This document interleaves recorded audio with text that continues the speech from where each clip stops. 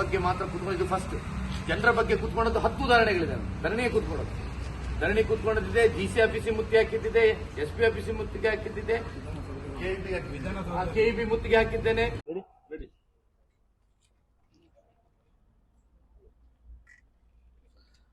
ನಾನು ಈಗಾಗಲೇ ಮಾಧ್ಯಮದ ಮೂಲಕ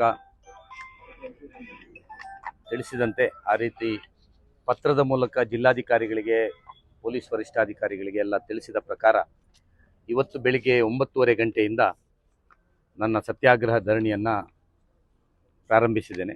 9:30 ಗಂಟೆಗೆ ಕಚೇರಿಗೆ ಹೋದಾಗ ಯಾರೂ ಇರಲಿಲ್ಲ.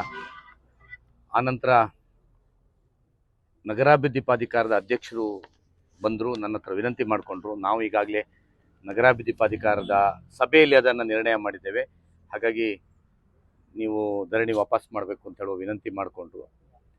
ನಾನು ಹೇಳಿದೆ, ನನ್ನ ಧರಣಿ ಇದು ಯಾವುದೇ ಪ್ರಾಧಿಕಾರದ ಅಧ್ಯಕ್ಷರು ಸದಸ್ಯರ ಮೇಲಲ್ಲ, ಕಮಿಷನರು ಇವತ್ತು ಸಮಸ್ಯೆಯನ್ನು ಮಾಡ್ತಾ ಇದ್ದಾರೆ, ಆ ಕಾರಣಕ್ಕೋಸ್ಕರ ಅಂತ ಹೇಳುವಂಥದ್ದನ್ನು ಹೇಳಿದ್ದೇನೆ.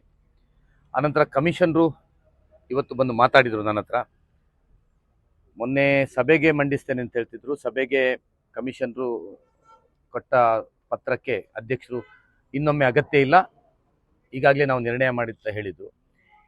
ಇವತ್ತು ನಾನು ಲೀಗಲ್ ಒಪಿನಿಯನ್ಗೆ ಕಳಿಸಿದ್ದೇನೆ. ಲೀಗಲ್ ಒಪಿನಿಯನ್ ಬಂದು ಕೂಡಲೇ ಕೊಡ್ತೇನೆ ಸರ್, ಇವತ್ತು ಅಥವಾ ನಾಳೆ ಒಳಗೆ ಬರ್ಬೋದು, ನಾವು ಕೊಡ್ತೇವೆ. ಲೀಗಲ್ ಒಪಿನಿಯನ್ ಏನು ಬರ್ತದೆ ಅದನ್ನು ಕೊಡ್ತೇವೆ, ಹಾಗಾಗಿ ನೀವು ದಯವಿಟ್ಟು ವಾಪಸ್ ಮಾಡಬೇಕು ಅಂತ ಹೇಳಿದರು. ನಾನು ಹೇಳಿದೆ, ನೀವು ಲೀಗಲ್ ಒಪಿನಿಯನ್ ಬಂದು ನಿಮ್ಮ ನಿರ್ಧಾರವನ್ನು ನನಗೆ ಕೊಡಿ, ಒಂದಾ ಸಿಂಗಲ್ ಲೇಔಟ್ ಕೊಡಿ ಅಥವಾ ನನಗೆ ಆಗೋದಿಲ್ಲ ಅಂತ ಹಿಂಬರಹ ಕೊಡಿ, ಅಷ್ಟರವರೆಗೆ ನಾನು ಇಲ್ಲಿ ಕೂತ್ಕೊಳ್ತೇನೆ ಅಂತ ಅವ್ರು ರಿಕ್ವೆಸ್ಟ್ ಮಾಡಿದರು. ಬಟ್ ನಾವು ಭಾಳ ಸ್ಪಷ್ಟವಾದಂಥ ನಿರ್ಧಾರದೊಂದಿಗೆ ನಾನು ಇವತ್ತು ಕೂತ್ಕೊಂಡಿದ್ದೇನೆ. ನನ್ನ 2 ವರ್ಷದ ನನಗೆ ಸತಾಯಿಸಿದ ನಂತರ ಇವತ್ತು ನನ್ನ ತಾಳ್ಮೆಯನ್ನು ಮೀರಿ ನಾನು ಇವತ್ತು ಕೂತ್ಕೊಂಡಿದ್ದೇನೆ. ನನ್ನ ಬೇಡಿಕೆ ಇವತ್ತಿರುವಂಥದ್ದು, ನನಗೆ ಸಿಂಗಲ್ ಲೇಔಟ್ ಕೊಡಬೇಕು. 14/1/2026ರದ ಶಾಸಕರು ಕೊಟ್ಟಂಥ ಕಂಪ್ಲೇಂಟಿಗೆ ಬಂದಿದೆ. 20/1/2026ಕ್ಕೆ ನಾನು ರಿಕ್ವೆಸ್ಟ್ ಮಾಡಿದ ಮೇಲೆ ಕೊಟ್ಟಿದೆ. ಸೊ ಹಾಗಾಗಿ ಇದು ಕೊಡಬೇಕು, ಒಂದಾ ನಿಮ್ಗೆ ಕೊಡಬೇಕು, ಇಲ್ಲದೆ ನನಗೆ ಇಲ್ಲ ಹಿಂಬರ ಕೊಡಬೇಕು ಅಂತ ಬೇಡಿಕೆ ಇಟ್ಟು ಮಾಡಿದ್ದೇನೆ. ಇದನ್ನು ಮುಂದುವರಿಸ್ತೇನೆ, ನನ್ನ ಆಫೀಸ್ ಅವರ್ಸ್ನವರೆಗೆ ಮುಂದುವರಿಸ್ತೇನೆ. ಇವತ್ತು ನನಗೆ ಸಿಗದಿದ್ದರೆ ನಾಳೆ ಪುನಃ ಮಾಡ್ತೇನೆ, ಯಾವ ಥರ ಸಿಗ್ತದೆ ಅಷ್ಟೇ ಮಾಡ್ತೇನೆ. ನನ್ನ ದೃಢವಾದಂಥ ನಿಲುವು. ಇನ್ನೂ ಭಾಳ ಸ್ಪಷ್ಟ, ನಾನು ಕೆಲವು ಮಾಧ್ಯಮಗಳಲ್ಲಿ, ಕೆಲವು ಸೋಷಿಯಲ್ ಮೀಡಿಯಾಗಳಲ್ಲಿ ನೋಡಿದೆ, ನೀವು ವೈಯಕ್ತಿಕಕ್ಕೋಸ್ಕರ ಹೋರಾಟ ಮಾಡ್ತಾ ಇದ್ದೀರಿ, ಸಾರ್ವಜನಿಕ ಸಮಸ್ಯೆ ತುಂಬ ಇದೆ ಅಂತ. ಖಂಡಿತ ಉಡುಪಿಯಲ್ಲಿ ಸಾರ್ವಜನಿಕ ಸಮಸ್ಯೆ ತುಂಬ ಇದೆ, ಅದಕ್ಕೆ 100ಕ್ಕೆ 100 ನಾನು ಹೋರಾಟ ಮಾಡ್ತೇನೆ. ನಾನು ನನ್ನ ಜೀವನದಲ್ಲಿ ಒಂದೇ ಹೋರಾಟ ಇದು ನನ್ನಕ್ಕೆ ಮಾತ್ರ ಮಾಡಿದ್ದಲ್ಲ, ನನ್ನ ಇಷ್ಟರವರೆಗಿನ ಎಲ್ಲ ಹೋರಾಟಗಳು ನಿಮಗೆ ನೆನಪಿರ್ಬೋದು. 13 ದಿವಸ ಮೈನ್ಸಿನ ಲಾರಿಯ ವಿರುದ್ಧ ಹೋರಾಟ ಮಾಡಿದ್ದೇನೆ, ರಾತ್ರಿ ಹಗಲು. ಮರಳು ಸಿಗದಿದ್ದಾಗ 8 ದಿವಸ ರಾತ್ರಿ ಹಗಲು DC ಆಫೀಸ್ ಕಚೇರಿಯಲ್ಲಿ ಹೋರಾಟ ಮಾಡಿದ್ದೇನೆ. ಇದು ಎಲೆಕ್ಟ್ರಿಕ್ ಕಚೇರಿ ಆಗ KEB ಮುತ್ತಿಗೆ ಇಂಥ ತುಂಬ, ನಗರಸಭೆ ಮುತ್ತಿಗೆ ಇಂಥ ತುಂಬ ಮಾಡಿದ್ದೇನೆ. ಆದರೆ ಇದು ನನ್ನ ವೈಯಕ್ತಿಕ ಸಮಸ್ಯೆಗೋಸ್ಕರ ನಾನು ಮಾಡ್ತಾ ಇರುವಂಥದ್ದು. ಹಾಗಾಗಿ ಇದು ನನ್ನ ವೈಯಕ್ತಿಕ ಸಮಸ್ಯೆ ಆದ್ದಕ್ಕೆ ನಾನು ಮಾಡ್ತಾ ಇರೋದು. ಹಾಗಾಗಿ ಸ್ಪಷ್ಟೀಕರಣವನ್ನು ಕೊಡ್ಲಿಕ್ಕೆ ಬಯಸ್ತೇನೆ. ಇನ್ನೊಂದು ಭಾಳ ಪ್ರಮುಖವಾದಂಥದ್ದು ತಮ್ಮ ಗಮನಕ್ಕೂ ತರಬೇಕಾಗಿದೆ. ನಿನ್ನೆ ಸಂಜೆ ಶಾಸಕರ ವಾಟ್ಸಪ್ಗಳಲ್ಲಿ ಎಲ್ಲ ಒಂದು ಪತ್ರಗಳು ಬರಲಿಕ್ಕೆ ಪ್ರಾರಂಭ ಆಯಿತು. ಈ ಪತ್ರ ಏನು ಅಂದರೆ, ಶಾಲಿನಿ ರಜನೀಶ್ ಮುಖ್ಯ ಕಾರ್ಯದರ್ಶಿಗಳಿಗೆ ಪತ್ರ ಬರೆದು ಒತ್ತಡದ ಮೂಲಕ ಬೆದರಿಸಿ ಅಧಿಕಾರಿಗಳನ್ನು ಮಾಡಿಸ್ಲಿಕ್ಕೆ ಪ್ರಯತ್ನ ಮಾಡ್ತಾ ಇದ್ದಾರೆ. ಹಾಗಾಗಿ ನೀವು ಇದಕ್ಕೆ ಕಾನೂನು ರೀತಿಯ ಕ್ರಮ ಮಾಡಬೇಕು. ನಾನು ಅದನ್ನು ಸ್ವಾಗತಿಸ್ತೇನೆ. ನನ್ನ ಒತ್ತಡ ಅಲ್ಲ, ನನ್ನ ಬೇಡಿಕೆ. ಒಬ್ಬ ಪ್ರಜಾಪ್ರಭುತ್ವ ವ್ಯವಸ್ಥೆಯಲ್ಲಿ ಕೊಟ್ಟ ಕನೆಗೆ ಇರುವಂತಹದ್ದು ಒಬ್ಬ ಪ್ರಜೆಗೆ. ನಾನಿವತ್ತು ಮಾಜಿ ಶಾಸಕನಾಗಿ ಕೂತ್ಕೊಳ್ಳಲ್ಲ ಅಂತ ಸ್ಪಷ್ಟೀಕರಣ ಮಾಡಿದ್ದೇನೆ. ನಾನೊಬ್ಬ ಉದ್ಯಮಿಯಾಗಿ ಒಬ್ಬ ನಾಗರಿಕನಿಗೆ ಇರುವಂತಹ ಹಕ್ಕು ಪ್ರಜಾಪ್ರಭುತ್ವದಲ್ಲಿ ಪ್ರತಿಭಟನೆ, ಅದನ್ನು ನಾನು ಮಾಡ್ತಾ ಇದ್ದೇನೆ. ಯಾವುದೇ ಮೈಕ್ ಹಾಕೊಳ್ಳಿಲ್ಲ, ಯಾವುದೇ ಜನರನ್ನು ಒಟ್ಟು ಮಾಡಲಿಲ್ಲ. ನನಗೆ ಯಾರೋ ನನ್ನಿಂದ ಕೆಲವರು ಸಹಾಯ ಪಟ್ಟಂಥವ್ರು ಅವರೆಲ್ಲ ಬಂದು ನನಗೆ ಬೆಂಬಲ ಕೊಡ್ತಾ ಇದ್ದಾರೆ. ನಾನು ಅವರಿಗೆಲ್ಲ ಹೇಳಿದ್ದೇನೆ, ನಿಮ್ಮ ಬಂಧಕ್ಕೆ ಧನ್ಯವಾದ, ಆದರೆ ನಾನು ಜನ ಸೇರಿಸುವುದಿಲ್ಲ, ಸ್ಪಷ್ಟ ಮಾಡಿದ್ದೇನೆ.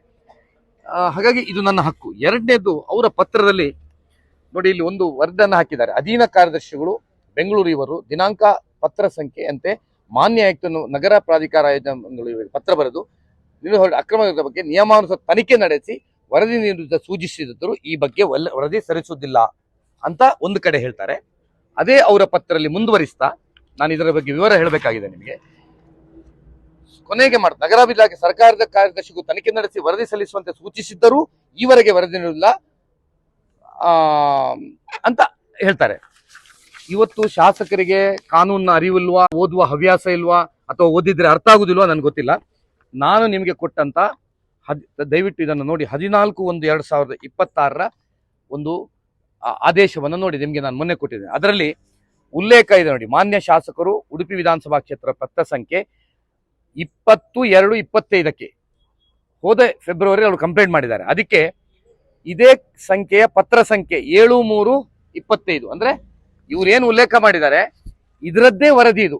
73/25ರಲ್ಲಿ ಏನು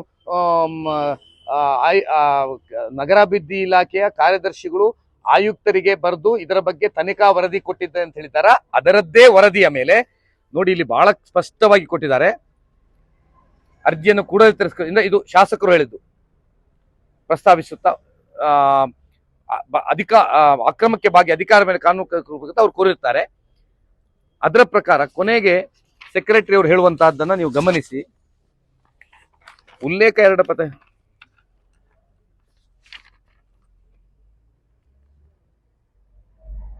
ನೋಡಿ, ಹಾಲಿ ರಸ್ತೆಯನ್ನು ಪಶ್ಚಿಮ ಜಮೀನು ವಿಸ್ತರಿಸಿ ಈ ನಿಯಮಾನುಸಾರ ವಿನ್ಯಾಸ ಅನುಮೋದನೆ ಕ್ರಮ ವಹಿಸಲು ಪ್ರಾಧಿಕಾರಕ್ಕೆ ನಿರ್ದೇಶನ ನೀಡುವುದಕ್ಕೆ ಸರ್ಕಾರಕ್ಕೆ ವರದಿಯನ್ನ ಸಲ್ಲಿಸಲಾಗಿದೆ ಅಂತ ಕಮಿಷನರು ಹಾಕಿದ್ದಾರೆ.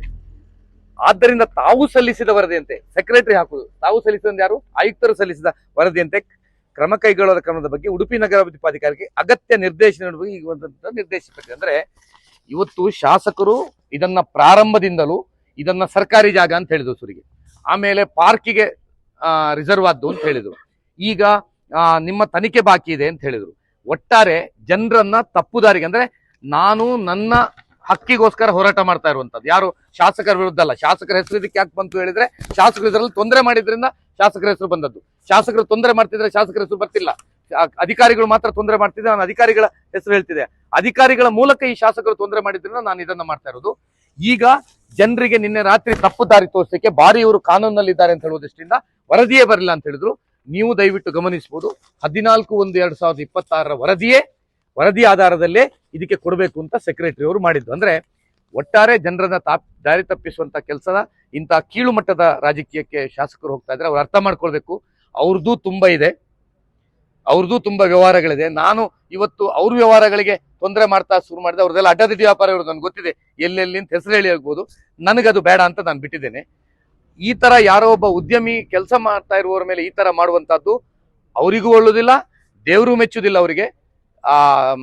ಚೀಫ್ ಸೆಕ್ರೆಟರಿ ಬರ್ತಾರೆ. ಇದೇನಾಗ್ತದೆ ಅಂದ್ರೆ ಚೀಫ್ ಸೆಕ್ರೆಟರಿ ಅವರು ಒಂದು ನೋಟ್ ಹಾಕ್ತಾರೆ, ಇದರ ಬಗ್ಗೆ ಸೂಕ್ತ ಕ್ರಮ ಯಾವಾಗ್ಲೂ ಅಷ್ಟೇ. ಇನ್ನು ಅದನ್ನು ನೋಡುದು, ಈಗ PAL ಹಾಕ್ಸಿದ್ರು ಹೈಕೋರ್ಟ್ ಅಲ್ಲಿ ಇನ್ನು ಅಡ್ಮಿಟ್ ಆಗಿಲ್ಲ ಸರ್, ಜಸ್ಟ್ ಅವರೇ ಹೇಳ್ತಾರೆ ಅದು ನೋಟಿಸ್ ಪೀರಿಯಡ್ ಆಗಿದೆ ಅಂತ. ಲೋಕಾಯುಕ್ತಕ್ಕೆ ಹಾಕ್ಸಿದ್ರು, ಅದು ನೋಟಿಸ್ ಪೀರಿಯಡ್ ಅಲ್ಲಿ ಇದೆ. ಇದನ್ನ ಹೇಳ್ಕೊಂಡು ಈಗ ಚೀಫ್ ಸೆಕ್ರೆಟರಿ ಹಾಕಿದ್ರು. ಇನ್ನೀಗ ಪುನಃ ಇವ್ರಿಗೆ ಗೊತ್ತಾ, ನಾನು ಚೀಫ್ ಸೆಕ್ರೆಟರಿ ಕೊಟ್ಟಿದ್ದೇನೆ, ಚೀಫ್ ಸೆಕ್ರೆಟರಿ ಅವರದ್ದು ವರದಿ ಆದ ಮೇಲೆ ಮಾಡಿ ಅಂತ. ಅಂದ್ರೆ ಇವರ ಉದ್ದೇಶ ಅವರಿಗೆ 100ಕ್ಕೆ 100 ರದ್ದು ಮಾಡಿಸ್ಲಿಕ್ಕೆ ಆಗುದಿಲ್ಲ ಗೊತ್ತಿದೆ. ಇದು ನನಗೆ ಡಿಲೇ ಮಾಡಿ ನನಗೆ ಸತಾಯಿಸಬೇಕು ಅಂತ ಹೇಳುವಂತ ಉದ್ದೇಶ ಬಿಟ್ರೆ ಬೇರೆ ಏನೂ ಇಲ್ಲ. ಇವತ್ತು ಮತ್ತೆ ಪುನಃ ಪತ್ರ ಬರೆದಿದ್ದಾರೆ ನನಗೆ 14/1/21 ಬಂದ್ಮೇಲೆ ಪುನಃ ನಗರಾಭಿವೃದ್ಧಿ ಸಭೆಗಿಡ್ಬೇಕು ಅಂತ. ಸರ್, ಒಂದು ವಿಷಯ ನಿಮ್ಗೆ ಸರಿಯಾಗಿ ಗೊತ್ತಿರಲಿ, ಸಿಂಗಲ್ ಲೇಔಟಿಗೆ ಕೊಡ್ಬೇಕಾದ್ರೆ ನಗರಾಭಿವೃದ್ಧಿ ಸಭೆ ಬರುವಂತ ಇತಿಹಾಸವೇ ಇಲ್ಲ ಇಲ್ಲಿ. ಅದು ಅಧಿಕಾರಿಗಳ ಲೆವೆಲ್ ಕೊಡುವಂತದ್ದು. ಝೋನ್ ಚೇಂಜ್ಗೆ ಬರ್ತದೆ, ಅಲ್ಲಿ ಬಂದಿದೆ. ಈಗ ಒಮ್ಮೆ ನಗರಾಭಿವೃದ್ಧಿ ಪ್ರಾಧಿಕಾರದ ಅಧ್ಯಕ್ಷರು ಮತ್ತು ಸದಸ್ಯರ ಸಮಿತಿಯಲ್ಲಿ ಶಾಸಕರ ಆಕ್ಷೇಪ ಇದ್ರು ಬಹುಮತದಿಂದ ಇದಕ್ಕೆ ಕಾನೂನು ಪ್ರಕಾರ ನಿಯಮಾನುಸಾರ ಕೊಟ್ಟಿದೆ ಅಂತ ಹೇಳುವಂತದ್ದಿದೆ. ನಿಮಗೆ ಇದರ ಸರಿಯಾದಂತ ಬರಲಿ, ನಾನು ಯಾವಾಗಲೇ ಕೊಟ್ಟಿದ್ದೇನೆ. 21/1/2026 ಏನು ನನಗೆ ಈ ಪತ್ರ ಇದೆ ನೋಡಿ, ಈ ಪತ್ರದ ಪ್ರಕಾರ 20 ಫೆಬ್ರವರಿ ಇದರಲ್ಲಿ ಪೂರ್ತಿ ವಿವರ ಇದೆ, ನಮ್ಮ ಇಡೀ ಹಿಸ್ಟ್ರಿ ಇದೆ. ಇದನ್ನು ಓದಿ ಸರಿ ಆಗ್ತದೆ. ಅದರಲ್ಲಿ ಕ್ಲಿಯರ್ ಆಗಿ ಹೇಳಿದ್ದಾರೆ, ನಗರಾಭಿವೃದ್ಧಿ ಪ್ರಾಧಿಕಾರದ ಸಭೆಯಲ್ಲಿ ಇದನ್ನ ಕೊಡಬೇಕು ಅಂತ ನಿರ್ಣಯ ಆದ್ರೂ ಆಯುಕ್ತರು ಪೆಂಡಿಂಗ್ ಇಟ್ಟಿದ್ದಾರೆ ಅಂತ ಅವ್ರ ಮೇಲೆ ಸ್ಪಷ್ಟವಾಗಿ ಆಯುಕ್ತರು ಹೇಳಿದ್ದಾರೆ.